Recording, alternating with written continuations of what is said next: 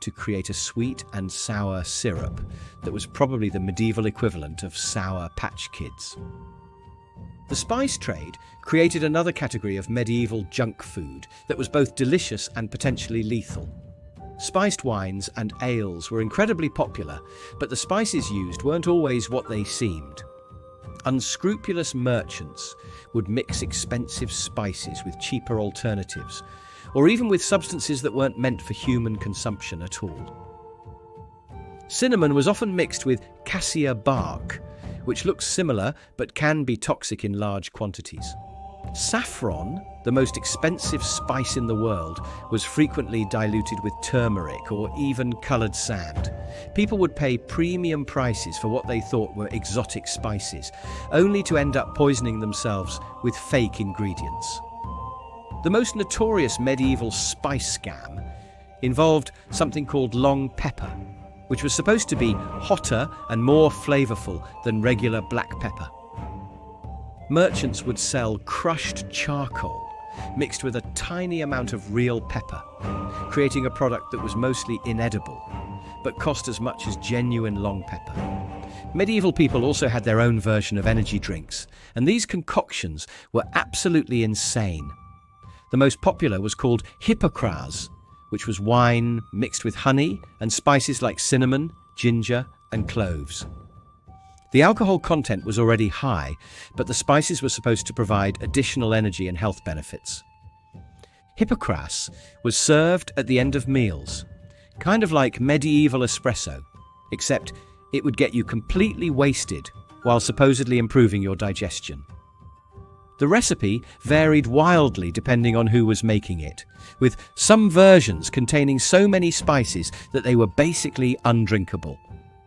Another popular medieval energy drink was called caudle, which was basically hot ale mixed with eggs, honey, and spices. This sounds disgusting, but it was actually quite nutritious and provided a quick energy boost for people doing physical labour.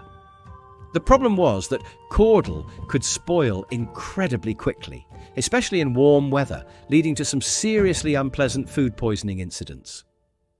The most extreme medieval energy drink was something called aqua vitae, which was basically medieval moonshine.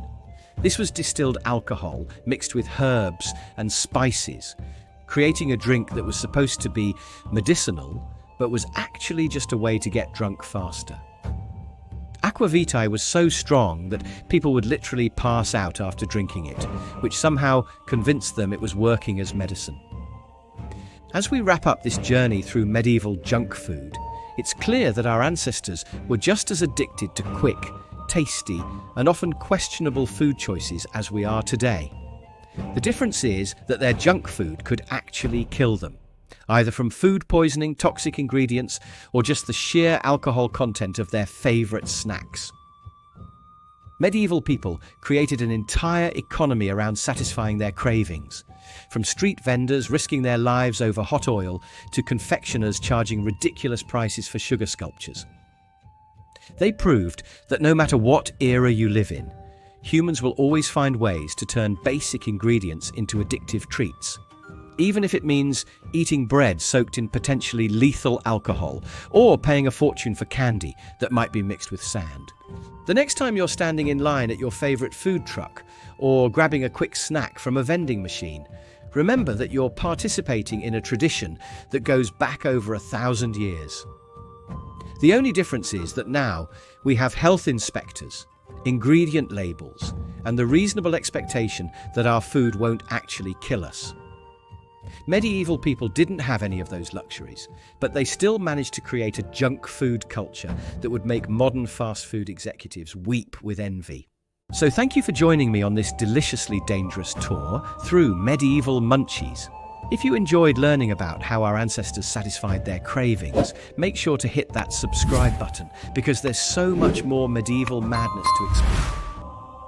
Until next time, maybe think twice before complaining about your local fast food joint. At least they're probably not serving you bread soaked in potentially poisonous alcohol or candy mixed with actual sand.